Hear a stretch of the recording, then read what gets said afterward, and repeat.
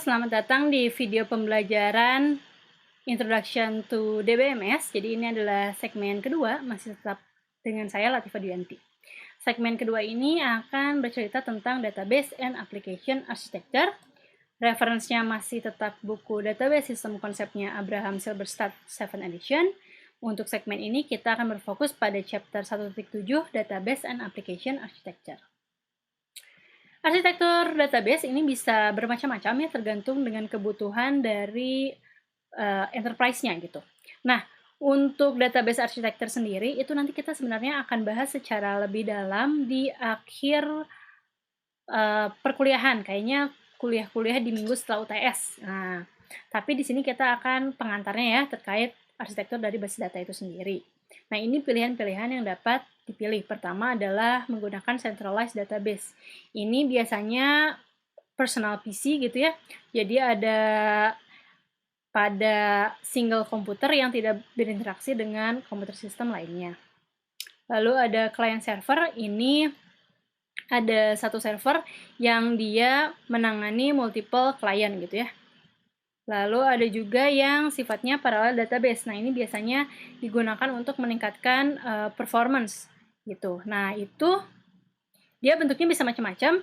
Ini misalnya dia memiliki multiple prosesor dan multiple disk dan dia berbagi memori. Nanti ada shared disk, ada shared nothing, dan lain-lain. Nah, yang keempat adalah bentuknya distributed databases. Nah, ini intinya adalah datanya spread over. Jadi spread over tuh terpencar gitu ya, terpencar di multiple machine atau disebutnya sites atau nodes. Nah, ini sites atau nodes. Dia nanti terhubung. Nah, ini misalnya bisa juga kita simpannya geographical distribution. Maksudnya gimana? Jadi misalnya Facebook gitu, dia menyimpan data pengguna Indonesia itu di sites yang ada di Indonesia. Sedangkan kalau pengguna di Jepang itu disimpan di sites yang di Jepang.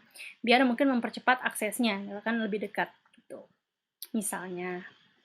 Lalu ini adalah arsitektur dari database. Ini sebenarnya sudah kalian lihat juga gambar ini di slide di segmen 1 ya. Jadi ada di storage, lalu ada storage manajernya, baru nanti masuk ke query processor. Terakhirnya ini adalah di sini sebenarnya ada gambar-gambar user yang dapat mengakses data tersebut.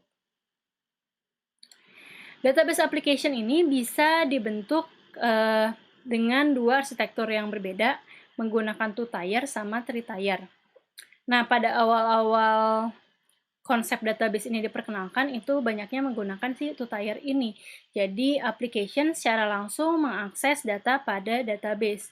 Nah, namun sekarang dia sudah berevolusi, jadi bentuknya three-tier seperti ini. Jadi, application tidak akan langsung mengakses database, tapi dia menggunakan interface, misalnya ODBC gitu ya. Nah, jadi ini biasanya disebut front end, ini back end gitu ya. Si front end ini mengakses back end, ada interface-nya. Oke. Nah, ini adalah lanjutan dari gambar database arsitektur kita. Jadi di bawah sini sebenarnya ada yang tadi ya, ada di bawah sini tuh ada storage manager sama di storage. Nah, level atasnya adalah para penggunanya nih. Nah, ini ya. Ini ada 4, bisa dikategorikan menjadi 4 jenis pengguna. Yang pertama adalah naive user. Naive itu artinya ini ya, polos gitu. Oke, naive user jadi polos, jadi dia nggak tahu apa-apa. Dia cuma menggunakan data yang ditampilkan saja. Oke, jadi ini adalah end user ya, hanya menampilkan data yang memang ditampilkan. Seperti apa? Tidak bisa akses datanya menggunakan program, pakai query gitu nggak bisa ya si naive user. Lalu ada application programmers. Nah, ini adalah programmers yang membangun aplikasi. Jadi mereka memiliki akses untuk membuat query-query misalnya untuk pengaksesan data. Lalu ada sophisticated user. Nah, ini kerennya namanya sophisticated. Dia ini biasanya adalah orang-orang yang mengakses data bukan melalui program, tapi melalui query menggunakan software khusus, misalnya tools untuk melakukan analisis gitu ya. Dia pakai query tools khusus. Dan terakhir adalah si database administrator, si DBA. Si database administrator, dia adalah tokoh utama dalam perkuliahan kita hari ini gitu ya. Dia adalah orang yang memiliki kontrol penuh terhadap DBMS-nya itu sendiri. Dia mempunyai fungsi pertama, dia melakukan mendefinisikan skema dari basis data. Jadi yang menggunakan DDL itu adalah dia, create table ya, yang bisa remove table dia juga. Lalu yang kedua, dia juga yang bisa melakukan storage instruction and access method definition. Jadi ini dia mengatur parameter yang ada di DBMS, lalu juga dia bisa mengatur indeks yang bisa digunakan gitu. Mengatur indeks dia. Lalu yang ketiga, dia juga bisa melakukan modifikasi terhadap skema dan physical organization. Jadi skemanya dia bisa ubah ya, dilakukan alter misalnya. Physical organization juga terkait misalnya tadi indexing itu bisa dia ubah juga. Yang keempat, dia juga orang yang berhak melakukan granting atau penentuan otorisasi terhadap data akses. Jadi siapa yang bisa akses data, siapa yang bisa melakukan update data itu ditentukan oleh si DBA. Nah, terakhir dia juga bertanggung jawab melakukan maintenance yang rutin. Jadi misalnya dia rutin melakukan backing up, ini penting ya, jangan sampai datanya itu tiba-tiba hilang gitu, tiba-tiba banjir servernya kelelap gitu, datanya hilang, terus nggak pernah dilakukan backup, gawat ya.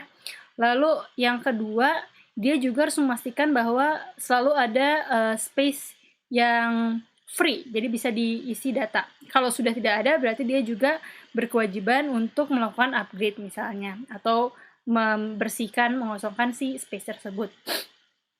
Lalu yang ketiga, dia juga bertanggung jawab untuk memonitor jobs yang berjalan pada database tersebut. Jangan sampai terlalu banyak jobsnya sehingga bisa mempengaruhi performansi dari database tersebut. Oke, sekian pembahasan terkait database application dan architecture, dan juga merupakan segmen terakhir dari Introduction to DBMS. Semoga video ini bermanfaat dan sampai ketemu di perkuliahan selanjutnya. Dadah!